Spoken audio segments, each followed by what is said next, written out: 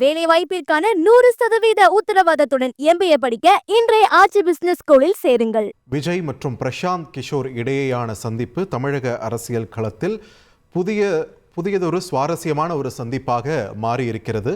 இந்த கூட்டணி 2026 தேர்தலை எப்படி சந்திக்க இருக்கிறது என்ற ஒரு எதிர்பார்ப்பும் எழுந்திருக்கிறது. இந்த நிலையில் நம்முடைய மூத்த பத்திரிகையாளர் கோட்டீஸ்வரன் இணைப்பில் இணைகிறார். கோட்டீஸ்வரன், வணக்கம்.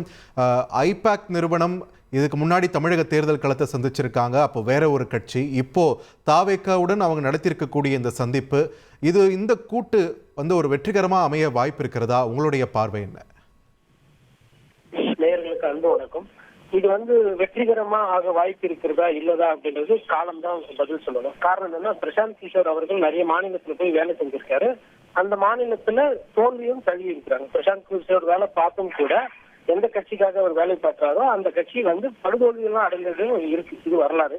பிரசாந்த் கிஷோர் அவர்களை பொறுத்தவரை தமிழக அரசியல் அவருக்கு புதுசு கிடையாது. அதனால தமிழகத்துல எத்தனை மாநிலம் இருக்கு, என்னென்ன கட்சிகள் இருக்கு அப்படின்றது இருக்கும். அந்த பிரசாந்த் கிஷோர் அவர்கள் அமைக்கக்கூடிய வியூகமானது விஜய் அவர்களுக்கு கண்டிப்பா உதவும். அதுல மாற்று கருத்து கிடையாது. விஜய் கட்சியை சார்ந்தவர்களுக்கு இப்போ அது ஒரு பேசு பொருளா இருக்கும். பிரசாந்த் கிஷோர் அவர்களை ரோட்டின் பண்ணியிருக்காங்க, வியூகம் அமைப்பாங்க, மக்கள் பிரச்சனை எப்படி பண்ணணும், என்ன டிசைன் ட்ரெஸ் போடணும், எப்படி கை காட்டணும், எப்படி இது பண்ணணும், இதெல்லாம் இந்த கட்சிக்காரர்கள் பேசுவாங்க. அதனால வெற்றி கழகத்தில் இருக்கக்கூடிய அந்த தொண்டர்களாகட்டும் இல்ல விஜய் ரசிகர்கள் இது ஒரு இன்ப செய்தி.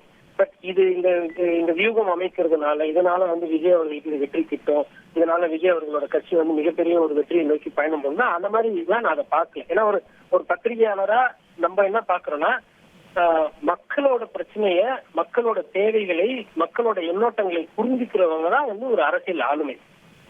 இது புரிஞ்சுக்கிறதுக்கே வெளியில இருந்து ஆளை கொண்டு ஐடியா கேட்கறது, ஸ்ட்ராட்டஜி வைக்கிறது அப்படின்னும் போது ஒரு அரசியல் தலைவர்களுக்கு அங்கே பற்றாக்குறை இருக்குது. சிந்தனையில் பற்றாக்குறை உள்ளது, பிரச்சாரத்தில் பற்றாக்குறை இருக்கு, மக்களோட தேவைகளை புரிந்து கொள்வதில் பற்றாக்குறை இருக்கு. இப்ப விஜய் அவர்களுக்கு இங்கே பற்றாக்குறை இருக்கிறதுன்றது நான் புரிந்து கொள்கிறேன். ஓகே, இருக்கிற பற்றாக்குறையை உணர்ந்து அவர் இன்னொருத்தரை சேர்த்துக்கிறாரு அப்படின்ற அந்த புள்ளியில பார்க்கும்போது இது விஜய் அவர்களுக்கு ஓரளவுக்கு உதவும். காரணம் என்னன்னா, விஜய் அவர்களுக்கு இப்ப பிரசாந்த் கிஷோர் அவர்கள் திமுகவுக்கும் வேலை செய்திருக்கிறார், அதிமுகவுக்கும் வேலை செய்திருக்கிறார். அவர்கள் என்னென்னலாம் பண்ணுவாங்க, தேர்தல் எப்படி எல்லாம் அணுகுவாங்க, என்ன மாதிரி செலவு பண்ணுவாங்க, என்ன திட்டம் தீட்டுவாங்கன்னு ஓரளவுக்கு பிரசாந்த் கிஷோர் தெரியும். அந்த திட்டத்தெல்லாம் ஒவ்வொன்றா இப்ப கட்ட வச்சு விடுவார். அந்த வகையில விஜய்க்கு இது ஒரு ஆதாயம். அதற்கு மேல விஜய் ஒரு மிகப்பெரிய தொகையை பிரசாந்த் கிஷோருக்கு கொடுக்க போறாரு.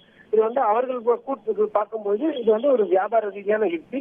இது தேர்தலுக்கு எவ்வாறு இது மக்கள் கிட்ட போய் சேரப்போகுது, இது மக்கள் எப்படி எடுத்துக்கிறாங்கன்றது நம்ம மக்களோட முடிவு தேர்தல் இறுதியில தான் தெரியும். நன்றி கோட்டீஸ்வரன், உங்களுடைய விரிவான தகவல்களுக்கு. வேலை வாய்ப்பிற்கான 100% உத்தரவாதத்துடன் MBA படிக்க இன்றைய ஆட்சி பிசினஸ் ஸ்கூலில் சேருங்கள்.